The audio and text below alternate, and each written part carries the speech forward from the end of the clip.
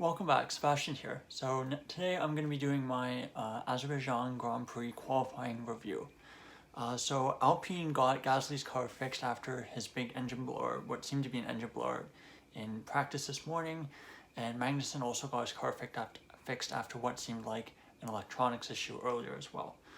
So Hulkenberg was the first car to set a time. Zhou also then spun at turn 1 to start, but continued. The times were starting to drop quickly as drivers started to set laps on the board. About halfway through the session, Verstappen, Leclerc, Alonso, Norris, and Hamilton were your top 5. And then we got our first crash of qualifying. De Vries was in the wall at turn 3, causing a red flag. He basically just took too much speed into the corner and kind of crashed nose first into the barrier. So that had to cause red flag, and then that had to get cleared up, and the Tech Pro barrier also had to get fixed. So during this red flag period, Kroon Chandok, the Sky Sports commentator, was saying that he thought that everyone except Verstappen and Leclerc would have to go again for a second run in Q1. He also mentioned that the track temperature dropped 5 degrees since the start of Q1, which makes it a bit harder to warm up the tires and gives an extra challenge for the drivers. And for me, this really gave me shades of 2019, where we had two crashes in qualifying, and I think qualifying took about an hour and a half, almost 2 hours to complete. So similar situation building as this year as well. So qualifying restarted. Sainz spun at turn 1. At this point, still has no time on the board. And then we get our second crash of qualifying. Gasly crashes into the wall at turn 3, same spot.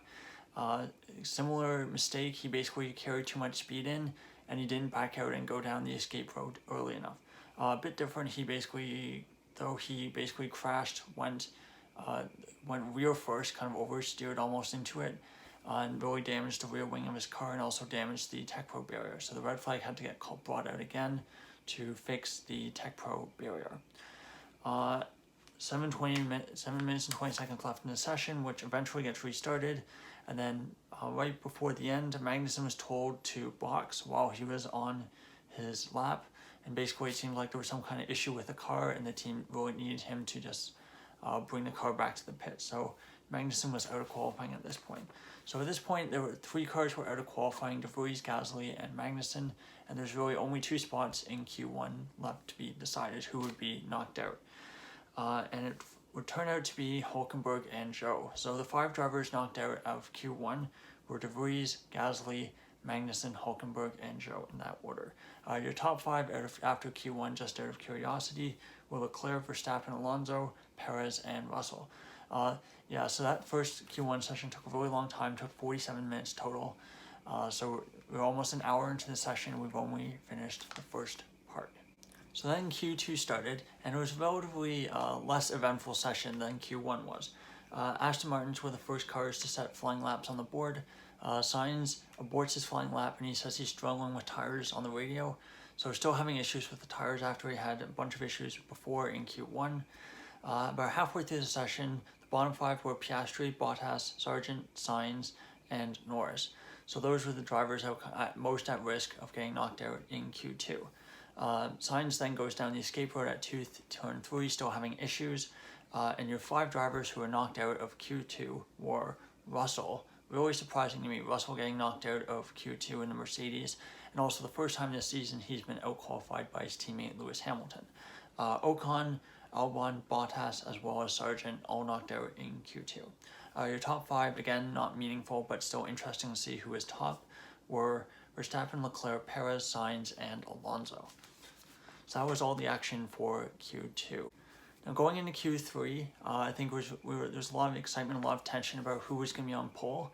It looked like it was a really tight at the top, and looked like it could potentially be a 3-way battle between Perez, Verstappen, and Leclerc. So really interesting to see that the Ferraris and Leclerc especially was able to be competitive with the Red Bulls in qualifying, especially how dominant the Red Bulls have been so far this year, taking all 3 poles to start the year.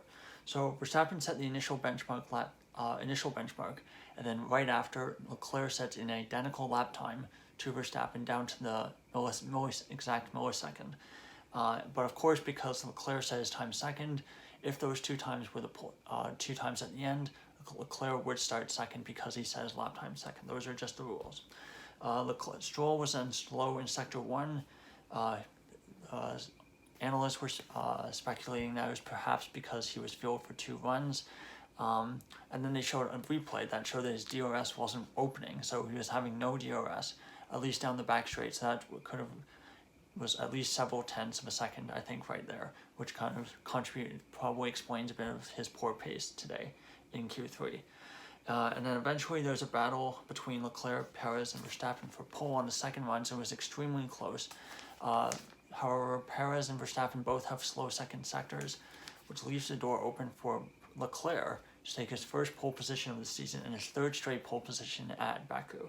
So amazing performance by Leclerc. His pole position time was a 1:40.203.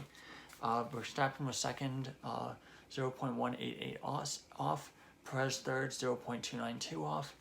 Sainz fourth, 0.813 off. So even though he's fourth, I thought really scruffy, really poor session overall for Sainz, being 8 tenths off his teammate who got pole. Fifth was for Hamilton, 0.974 off. Good recovery for him after pretty rough Q1 and Q2, and at least they're ahead of the Mercedes customers' cars, because that would obviously be embarrassing. 6th Alonso, 1.05 off. 7th Norris, 1.078 off. Tsunoda, 8th. I swore Tsunoda got 7th. Tsunoda did get 7th, didn't he? Yes, he did. So Tsunoda was 7th, and then Norris 8th, I think 1.378 off. Stroll 9th, 1.408 off, and then Piastri 10th with the identical lap time to Stroll, 1.408 off. Your bottom 10 were Russell 11th, 12th Ocon, 13th Albon, 14th Bottas, 15th Sargent, 16th Zhou, 17th Hulkenberg, 18th Magnussen, 19th Gasly, and 20th De Vries. So that's all for qualifying for the Azerbaijan Grand Prix. So of course, this grid that we just made will set the grid for Sunday's race. We still have the sprint qualifying tomorrow morning to set the grid for the sprints Saturday afternoon. So it'll be interesting to see how much of a difference there is between this grid and the grid tomorrow morning.